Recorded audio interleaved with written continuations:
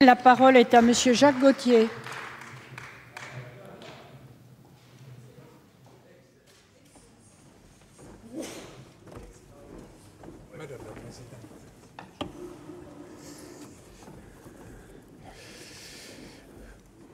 Madame la Présidente, Monsieur le Ministre, Monsieur le Président de la Commission, mes chers collègues, bien que parlant le dernier, vous me permettrez, Monsieur le Ministre, vous dire notre plaisir de vous retrouver au banc du gouvernement et vous souhaiter un franc succès dans cette difficile mission pour laquelle vous aurez des arbitrages encore plus difficiles à prendre. Nous serons à vos côtés, je tiens à vous en assurer. Monsieur le Ministre et Monsieur le Président Deron viennent de nous présenter dans le détail et avec précision le projet de loi portant transposition des directives de ce qu'on appelle le paquet défense, texte technique et complexe qu'ils ont réussi à nous rendre compréhensibles, et je voudrais saluer l'apport pédagogique de notre collègue Daniel Reiner, dont je partage la quasi-totalité des réflexions.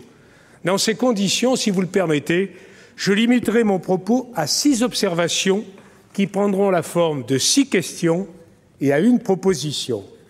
Première question, la base industrielle et technologique de défense française est-elle forte et autonome? La réponse est oui, et j'ajouterai pour l'instant encore oui. Nos industriels ne sont pas les seuls à fabriquer des armes en Europe, mais ils ont la capacité de concevoir et de réaliser de façon autonome la quasi-totalité de la gamme des équipements de défense, de la sécurité, de la paire de jumelles jusqu'aux sous-marins nucléaires, en passant par les centrales inertielles à résonance magnétique. Les seuls équipements que nous achetons sur étagère correspondent soit à du matériel de transition, intérimaire, dans l'attente d'équipements français, je pense aux drones MAL ou aux missiles sol-sol Javelin, soit à des besoins très limités en nombre qui ne permettent pas une réalisation nationale, comme les avions Hawkeyes ou AWACS. Chaque pays a ses forces et ses faiblesses industrielles. La BITD est incontestablement partie de nos forces. Deuxième question, est-il important d'avoir une BITD forte? En Europe, la réponse est nuancée. Certains pays n'en ont ni les moyens, ni la volonté. La question ne se pose pas pour eux. C'est le cas de la majorité des pays entrés récemment dans l'Union. Pour eux, l'indépendance se trouve dans l'Alliance atlantique.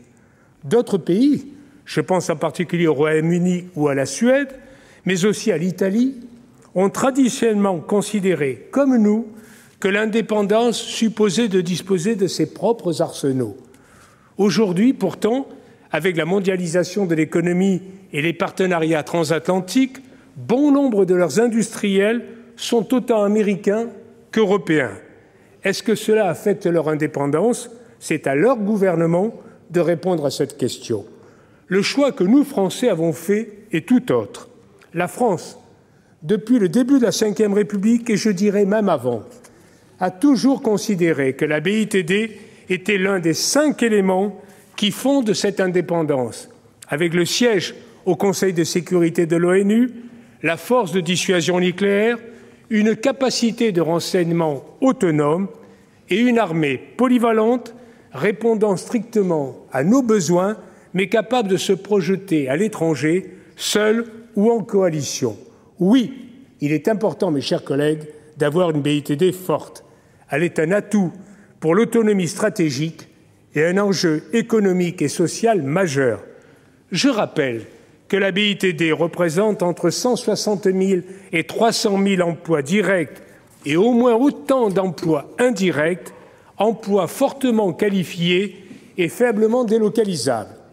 Troisième question, la BITD nationale, en particulier la nôtre, sont-elles menacées par la crise actuelle? La réponse est clairement oui. C'est un enchaînement bien connu que j'appellerai, Monsieur le Ministre, la valse à 4 temps des équipements militaires. Premier temps, avec la fin de la crise, reviennent les disciplines budgétaires. Il va falloir soit augmenter les impôts, soit réduire les dépenses, et peut-être les deux. Deuxième temps, parmi les dépenses de l'État, le budget de la défense est financièrement important et politiquement plus facile à diminuer que d'autres.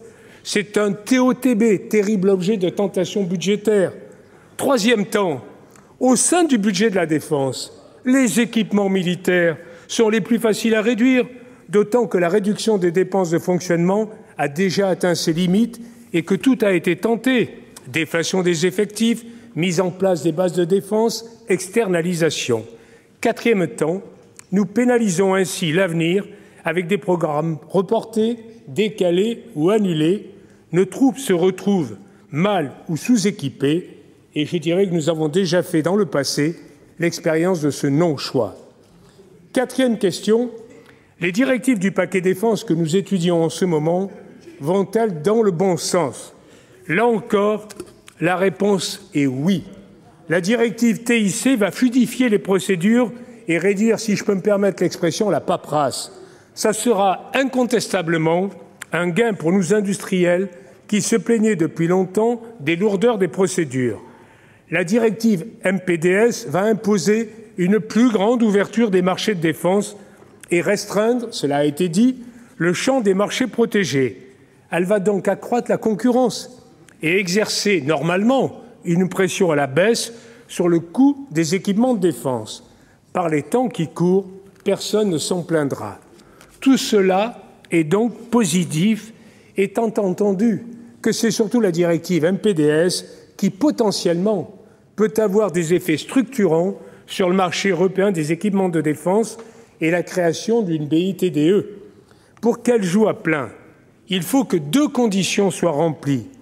La première, c'est que tous les pays européens jouent le jeu, c'est-à-dire qu'ils ouvrent véritablement leur marché, et cela dans les mêmes conditions que nous. La seconde est qu'ils ouvrent les marchés préférentiellement à des opérateurs économiques européens. Sur la réalisation de la première condition, l'avenir nous le dira. Les plus optimistes d'entre nous pensent que cela se fera tôt ou tard sous l'influence de la jurisprudence de la CJUE, M. Chevènement l'a déjà évoqué. Et donc, le champ d'application de l'article 346 devrait progressivement se réduire. Sur la réalisation de la seconde condition, permettez-moi de vous dire que je n'y crois pas. Car si les États européens avaient voulu créer une BITDE, ils auraient accepté d'imposer une clause de préférence communautaire. S'ils ne l'ont pas fait, c'est qu'ils veulent continuer à acheter des équipements américains, comme vient de faire la Suède, avec l'achat de 15 hélicoptères Black Hawk de Sikorsky, au détriment des hélicoptères Caracal d'Eurocopter. C'est une réalité que nous devons prendre en compte. Cela doit attirer notre attention, mes chers collègues, parce que si le champ de l'article 346 se restreint d'une part, sans que la préférence communautaire le compense, le risque est grand qu'à terme, on débouche sur une base industrielle et technologique de l'OTAN et non pas sur une base industrielle et technologique de l'Europe. C'est un risque que nous ne devons pas méconnaître. À cet égard, je voudrais féliciter le président de Rohan d'avoir précisé dans le texte du gouvernement à l'article 37.2, devenu grâce à vous, Monsieur le Président, 37.3 de l'ordonnance du 6 juin 2005, ce texte, grâce à vous, affiche clairement une préférence communautaire. C'est notre droit, mais une préférence, nous le savons, non obligatoire, que nos acheteurs publics écarteront quand ils le voudront et comme ils le voudront, dans un libre exercice de la souveraineté de l'État. Ce qui m'amène à ma cinquième question. En supposant que les directives du paquet défense produisent leur plein effet, cela suffira-t-il à créer l'Europe de la défense? Tout le monde sait que l'harmonisation des conditions de l'offre est une condition nécessaire, mais pas suffisante. Ce qui fait la force, et cela a été rappelé, des industriels américains, c'est le fait de disposer d'une part d'un vaste marché avec une harmonisation de la demande. Pour qu'un marché pareil existe en Europe, il faudrait que tous les États européens fassent le même effort de défense, et vous conviendrez que c'est loin, très loin d'être le cas. Deuxièmement, qu'il existe, sinon un état-major européen, du moins une coordination des états-majors susceptibles de se mettre d'accord sur les besoins d'armement et sur le calendrier des remplacements. Troisièmement, même si cet état-major existait, cela ne suffirait pas, car la définition des armements dépend des doctrines d'emploi et que ces doctrines d'emploi, exemple, défense du territoire ou corps expéditionnaire, capacité offensive ou défensive, rôle plus ou moins important de la marine, dissuasion nucléaire ou pas, dépendent in fine des politiques. Or, pour que les politiques puissent faire des choix, il faudrait qu'il existe une instance d'arbitrage au niveau européen, instance qui n'existe pas. En clair, il n'y aura pas d'Europe de la défense tant qu'il n'y aura pas d'Europe politique, et alors même que jamais les outils à la disposition des gouvernements n'ont été aussi importants, jamais le souffle constructeur n'a été aussi faible. Je voudrais à cet instant, Monsieur le ministre, saluer l'initiative de votre prédécesseur qui a voulu donner plus de poids, de cohérence, de régularité et, je l'espère, de pouvoir à la réunion des ministres de la Défense européens. 6e question, que faire? Je viens de dresser le constat. Notre BITD nationale est forte. Elle est essentielle pour l'indépendance de notre pays, les emplois, la recherche et le développement. Deuxièmement, les directives du paquet défense, même si elles vont dans le bon sens, ne suffiront pas à la préserver.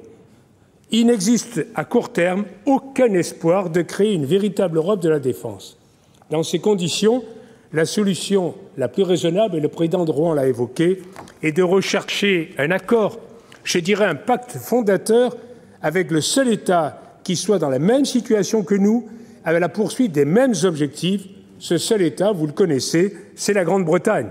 C'est pourquoi les accords de Londres en novembre dernier vont dans le bon sens et que je soutiens pleinement le président de la République dans cette voie qui vise à constituer des noyaux durs d'une coopération permanente structurée auxquels pourront s'agréger, selon les programmes et les besoins, d'autres pays européens. Je pense bien sûr à l'Italie, à l'Espagne et à l'Allemagne. J'ai beaucoup parlé de bases industrielles et technologiques de défense. Pourtant, les secteurs de la défense, de l'aéronautique, du nucléaire, du spatial et de la sécurité ont des synergies et des transversalités très nombreuses et sont les fondements mêmes de notre indépendance nationale. Et les industriels qui les composent s'adressent principalement à des clients publics ou parapublics pour satisfaire à des besoins à forte dimension étatique. Voilà pourquoi je voudrais proposer, même si nous nous intéressons aujourd'hui aux questions de défense et de sécurité, que nous dépassions le cadre trop restrictif de la BITD pour parler dans le futur de BITS, base industrielle et technologique de souveraineté. Ce texte, Monsieur le ministre, que le groupe UMP va voter, représente un petit pas dans le développement d'une BITS peut-être européenne, et je nous invite tous, Monsieur le ministre et mes chers collègues, à poursuivre nos efforts pour que ce petit pas soit le premier d'un long parcours. Je vous remercie.